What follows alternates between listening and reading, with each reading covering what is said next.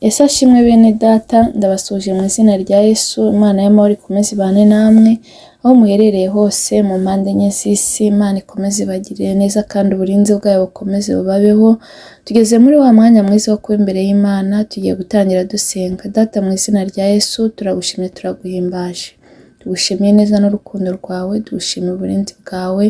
Ubanye natwe waraturinze, ntabwo ari uko twari beza, nta nubwo ari uko twarutaga abandi, ahubwo ni neza n'ubuntu uhora utugira uko bwije n'uko bukeye.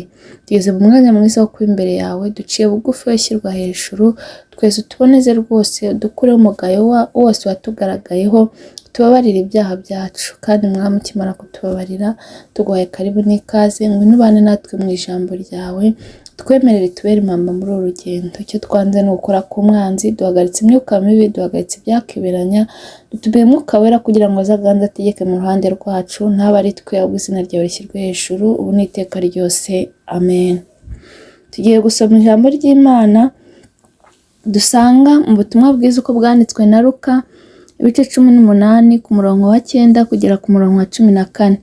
Umutwe w'amagambo uravuga ngo umugani w'umufarisayo n'umukoresha w'ikoro. Reka nsome mu izina rya Yesu. Uyu mugani yawuciriye abiyiringiye ubwabo ko bakiranuka bagahinyura abandi bose. Ati, abantu babiri bazamutse bajya mu rusengero gusenga. Umwe yari umufarisayo, undi ari umukoresha w'ikoro. Umufarisayo arahagarara asengera mu mutima we ati, Mana, ndagushimiye yuko ntameze nk'abandi, n'abanyazi, n'abakiranirwa, n'abasambanyi cyangwa ndetse n'uyu mukoresha w'ikoro. Mu minsi 7 hose niyiriza ubusa 2, ntanga 1/10 mu byo nungutse byose. Naho uwo mukoresha w'ikoro ahagarara kure, ntiyahangara no kubura amaso ngo arebe mu ijuru, ahubwo yikubita mu gituza ati, Mana, mbabarira kuko ndi umunyabyaha. Ndababwira yuko uwo muntu yamanutse ajya iwe ari we utsindishirijwe kuruta wa wundi, kuko uwishyira hejuru azacishwa bugufi, ariko uwicisha bugufi azashyirwa hejuru. Iryo ni ijambo ry'Imana. Ijambo ry'Imana ritubwiye uyu mugani waciriwe abantu biyiringira ubwabo ko bakiranuka bagahinyura abandi, bakumva ko bakijijwe, bakumva ko aribo bakora ibyiza, ariko bagashaka gucira abandi imanza. Ariko umucamanza ni Imana. Imana niyo ireba mu mitima yacu. Nta muntu wemerewe gucira mugenzi w'urubanza uko ameze, uko ariko kose, kuko Imana niyo izaca urubanza. Imana itugirire neza. Buri wese rero, aho kugira ngo wiyiringire wumve ko ukiranuka, ni ukuri byaba byiza ugiye ukora ibyo Imana ishaka, kandi warangiza ukarinda izamu ryawe, ukirinda kureba ku bandi, kubera ko buri wese azabazwa ibye, kandi ngo buri wese azikorera uwo mutwaro. Imana itugirire neza. Nimureke rero twe guhinyura abandi, cyangwa twe kwishyira hejuru ngo twumve ko dukijijwe, twumve ko turi abakristo, ahubwo buri muntu wese najye ahora asaba imbaraga, kuko ijambo ry'Imana ryarambwiye ngo uwizeye ko, ngo uwibwira ko ahagaze ngo yirinde atagwa. Imana itugirire neza. Ushobora kwibwira ko bimeze neza, ariko bisaba guhora umuntu asaba imbaraga kugira ngo atagwa, cyangwa kugira ngo adasubira inyuma, kuko turi abanyantege nke. Imana rero itugirire neza. Ngo abantu babiri rero bazamuka bagiye gusenga. Umwe yari umufarisayo, undi ari umukoresha w'ikoro. Umufarisayo arahagarara asengera mu mutima ati, Mana, ndagushimye yuko ntameze nk'abandi, ndagushimye ko ntandukanye, ndagushimye ko nkiranuka, ndagushimye ko ntago ntanyaga abantu ibyabo, ndagushima ko ntasambana. Ibintu byose nyine yivuga ibigwi, ariko arangije arenzaho akantu avuga ngo, kandi ndagushima ko ntameze nk'umukoresha w'ikoro. Imana itubabarire. Ni ukuri ntabwo ari byiza ko umuntu yigereranya n'abandi. Wowe rinda izamu ryawe, urebe ibyo uri gukora, kandi Imana nibasha kureba mu mutima, kuko Kahini na Abeli bajyanye ituro, barijyana gutura Imana. gutura Imana, ariko Abeli ajyana ituro rye n'umutima we wose, yicishije bugufi ajyana ituro rye, Imana irarishima. Ariko Kayini kuko yajyanye ituro atajyanye umutima, Imana igaya ituro rye. Noneho abonye ko Imana yashimye ituro ry'umuvandimwe we, ko itashimye ituro rye, arangije ngo azibiranwa n'uburakari. Ngo Imana ngo iramubwira ngo Kayini we, ngo niki gitumye ngo uzibiranwa n'uburakari? Ngo se nukora neza ntuzemerwa? Imana itugirire neza. Bene data, nimureke dukore neza tuzemerwa. Mureke dukore ibyiza tuzemerwa n'Imana, ariko tureke kwishyira hejuru ngo twumve ko turi abantu bakomeye, twumve ko dukora ibyiza. Ahubwo kora ibyiza ujyane n'umutima wawe, ureke kwishyira hejuru. Twirinde ubwibone bwo mu mutima, kubera ko akenshi iyo ushatse kwigereranya n'abandi bituma ugira n'ishyari, kandi ishyari rituma umuntu agirira abantu. Ushobora kugira ishyari bigatuma ukora icyo utagambiriye, bigatuma ukora ikibi. Imana itubabarire cyane kandi iduha imbaraga zo kutigereranya n'abandi. Mureke twe kwigereranya n'abandi, ahubwo buri wese nacunga izamu rye. Cunga izamu ryawe, kuko imirimo yose waba ukora, nubwo waba ufasha ibitaro byose abarwayi barimo, nubwo wakubaka urusengero wenyine, nubwo watanga ituro ringana gute, akaba ari utanga ituro riruta iry'abandi, ariko Imana itabona umutima wawe, ntacyo byaba bimaze. Ibyo byose ni impfabusa. Imana itugirire neza kandi Imana itubabarire. Ibikorwa rero, kuba wakora ibikorwa ariko Imana itabona umutima wawe, ni ukuri ibyo ntacyo bivuze, kandi Imana ntikunda abantu bishyira hejuru. Yaragiye yivuga ibigwi nk'uko bamwe babivuga, akavuga ati ngewe mfasha imfubyi, nishyurira abana amashuri, nifasha abapfakazi. Buri wese akivuga ibigwi. N'ubu ngubu hari abo bijya bibaho, ariko icyo ngicyo si cyo Imana ishaka cyane, kubera ko Imana ishaka imitima yacu, kandi imitima yacu niyo ivamo iby'ubugingo. Kuko ijambo ry'Imana ryarambwiye ngo rinda umutima wawe ukurusha ibindi byose, kuko iby'ubugingo ariho bikomoka. Imana itugirire neza. Imana rero ntishaka ibyo uyitura, ntishaka ibyo bikorwa byonyine, ishaka umutima wawe, ishaka gukiranuka muri wowe. Kubera ko na wa musore w'umutunzi yabwiye Yesu ati nakora iki ngo nzinjire mu bwami bwo mu ijuru? Arangije ati genda ukurikiza amategeko. Ngo arangije yumvaga ibintu byose yarabikoze, nk'uko uyu nguyu nawe ari kumva byose. Uyu mufarisayo yumvaga byose yarabikoze, ariko Imana ntimushima.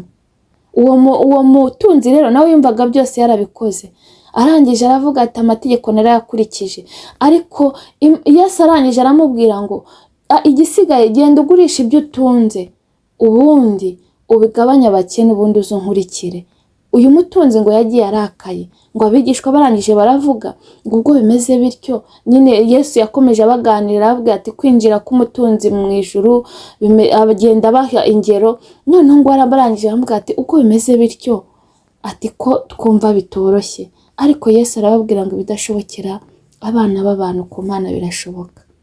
Uriya mutunzi rero yumvaga ibintu byose yarabikoze, ariko Yesu amubwira kimwe kindi agomba gukora. N'uyu mufarisayo rero yumvaga byose yarabikoze, akavuga ati ibintu byose narabikoze ndakiranutse. Ariko Imana ntibona umutima we, kuko ari kwishyira hejuru, ari kwigereranya n'abandi, ari guhinyura abandi. Ubwo yatangiye no guca imanza, niba atangiye kuvuga ngo ntago meze nk'uyu mukoresha w'ikoro. Imana itubabarire. Imana itubabarire guca imanza. Imana itubabarire kwishyira hejuru, kandi Imana itubabarire kwigereranya. Ni ukuri wowe unkurikiye, icyo Imana ishaka cyane cyane ni umutima wawe. Ishaka ko abantu dukiranuka, ishaka ko abantu tuyikorera dukiranutse, tugakora ibi byiza byose nk'uko uyu mufarisayo yabikoze, ariko n'umutima no gukiranuka no gukora ibyiza, twirinda ibibi. Imana itugirire neza. Ngo ariko ngo uyu mukoresha w'ikoro we yaraje ngo yikubita mu gituza, ngo aravuga ngo Mana mbabarira kuko ndi umunyabyaha. Ni ukuri turi abanyabyaha kandi turi abanyantege nke. Niyo mpamvu buri munsi tugomba, umuririmbyi yaravuze ngo mpisemo guhora nkizwa. Niyo mpamvu tugomba guhora twitunganya buri munsi, mu gitondo ukitunganya, saa sita ukitunganya, nimugoroba ukitunganya, ugahora witunganya, kuko muri iyi si turi abashyitsi. Kuko ijambo ry'Imana ryarambwiye ngo uwavuga ko adakora icyaha ngo yaba yise Imana inyabinyoma. Imana itugirire neza. Uyu mufarisayo rero yashatse kwita Imana inyabinyoma kuko turi abanyabyaha, ahubwo icyo Imana ishaka ni uko duhora duca bugufi imbere yayo, tukayibwira ngo tubabarire, kubera kwihora ku ntebe y'imbabazi, ubundi ikatubabarira kugira ngo dukomeze urugendo. Imana itugirire neza. Yarangije ijambo ry'Imana rikomeza ritubwira ngo uwo muntu yamanutse agiwe ari utsindishirijwe kuruta wa mufarisayo, kubera ko uyu nguyu yarihannye, ariko umufarisayo yishyira hejuru. Ijambo ry'Imana rigakomeza ritubwira ngo kuko uwishyira hejuru azacishwa bugufi, ngo ariko uwicisha bugufi azashyirwa hejuru. Imana itugirire neza. Bavandimwe munkurikiye, ni ukuri ndagira ngo mbatangarize aya masaha ko umuntu iyo yishyize hejuru acishwa bugufi, kandi umuntu iyo yicishije bugufi ashyirwa hejuru. Imana rero nijya ibasha gukora ibyo bintu byose, kubera ko hari igihe abantu, ijambo ry'Imana ryarambwiye ngo bamwe ngo biringira amagare n'amafarashi, bakiringira abakomeye, ariko twebwe twiringira Uwiteka Imana yacu. Imana itugirire neza. Hahirwa rero umuntu wiringira Uwiteka, kubera ko ayo magare n'amafarashi ndetse n'abo bakomeye ibyo bizarangira, ariko Uwiteka, kwiringira Uwiteka ni ukuri bizaduhesha ubugingo buhoraho. Imana itugirire neza. Hari ingero muri Bibiliya dufite z'abantu bagiye bishyira hejuru, Imana ikabacisha bugufi. Mwumvishe inkuru za Nebukadinezari ubwo yikubitaga mu gituza akavuga ngo Babuloni yanjye. Imana yarababaye cyane, yari yaramuhaye icyubahiro, yaramuhaye igitinyiro, ariko atangira kwirata imbaraga ze. Imana irangije imwohereza mu ishyamba kurisha imyaka 7. Imana rero igicisha bugufi. Umuhungu we witwaga Belishazari nawe yagiye ku bwami, ageze yarangije afata ibikoresho byo mu nzu y'Imana, atangira kubinyweramo vino, ari kumwe n'abaja be n'ishoreke ze bose, n'umugore we n'abana be batangira kunywera muri ibyo bikoresho byo mu nzu y'Imana. Imana mwumvishe uko yamugenje, nawe arapfa. Imana itugirire neza. Mwumvishe inkuru za Herode ubwo yicaye agatangira kwivuga, abantu batangira kuvuga ngo ijwi ntabwo ari iry'umuntu ni iry'Imana. Imana irababara yohereza marayika, ubundi marayika arangije araza ngo aramugobanya ngo agwinyo, ngo arangije ahera umwuka. Imana ntikunda umuntu wishyira hejuru. None n'uno mufarisayo nawe araje yishyira hejuru. Bavandimwe nimureke twirinde kwishyira hejuru, twicishe bugufi muri byose, twicishe bugufi, kubera ko Imana niyo iri hejuru ya byose. Imana niyo nyiri icyubahiro, Imana niyo ishobora byose. Twebwe turi abantu baciriritse, twebwe turi abantu boroheje, Imana niyo ibasha kudushyira hejuru. Ni ukuri bavandimwe munkurikiye, Imana niyo ibasha gushyira umuntu hejuru. Iyo wicishe bugufi ni ukuri igushyira hejuru, kandi ikakumenyekanisha, ikakwicazanya n'abakomeye. Ni ukuri n'Imana ibasha kwicazanya n'abakomeye. Imana itugirire neza. Buri wese rero uyu mugoroba ndamwinginga kugira ngo niyicishe bugufi kandi yirinde guhinyura abandi. Mureke twe gucira abandi imanza. Imana itugirire neza, kuko umucamanza ni Imana. Imana nizaca urubanza, kandi buri wese azabazwa ibye. Witinda rero kuri mugenzi wawe umuhinyura, witinda kuri mugenzi wawe umucira urubanza, witinda kuri mugenzi wawe umunegura. Icyo usabwa no gucunga izamu ryawe, ukireba wowe ubwawe, ukavuga ngo ngewe ngomba gukora iki, nkwiye gukora iki kugira ngo nanjye uru rugendo nzarusoza amahoro. Imana itugirire neza. Reka dushime Imana kubwira ijambo. Imana ikomeze ibiteho. Data wa twese uri mu ijuru, turagushimye, turaguhimbaje, tugushimiye ineza n'urukundo rwawe, kandi tugushimiye kubw'ijambo ryawe. Mwami, uyu mufarisayo n'uyu mukoresha w'ikoro barazamutse bajya gusenga, ariko uyu mufarisayo ashaka kwishyira hejuru ndetse no guca imanza, kandi tuzi neza ko umucamanza ari wowe.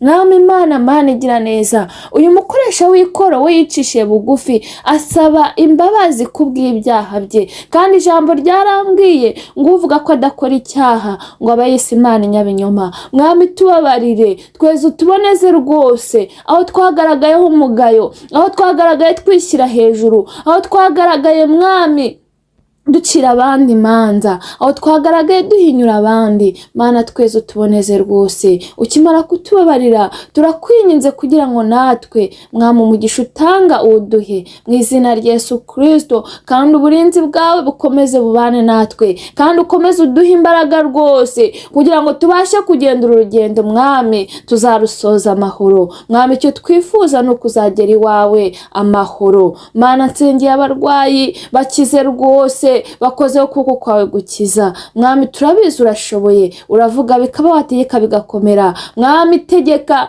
nta nubwo bisaba ko hose uhagera, nta nubwo bisabye ko ingo zose ugenda uzinjiramo, icyo ukora ni ugutegeka gusa, ubundi byose bigatungana. Mana dusengeye umurimo wawe, ongera usuku ububyutse, gabanya abarimbuka, wongera abakizwa, abatarakira Yesu nk'umwami n'umukiza w'ubugingo bwabo baye kumwakira. Ita ku mfubyi n'abapfakazi mu izina rya Yesu Kristo, kandi ukomeze uturindire ubugingo, kubera ko aribwo buzakubona. Mana dusengeye isi, yiha amahoro. Dusengeye afite intimba n'agahinda, baha amahoro mu mutima. Urakoze Mwami, urakoze kumvishe gusenga. Wereza Mwuka Wera aherekeza iri jambo, rikora icyo wagambiriye. Ndamusenze nizeye mu izina rya Yesu, amen. Mwakoze cyane. Imana y'amahoro ikomeze ibane namwe, kandi ikomeze ibiteho, uburinzi bwayo bukomeze bubabeho. Nawe ubutaha. Bye.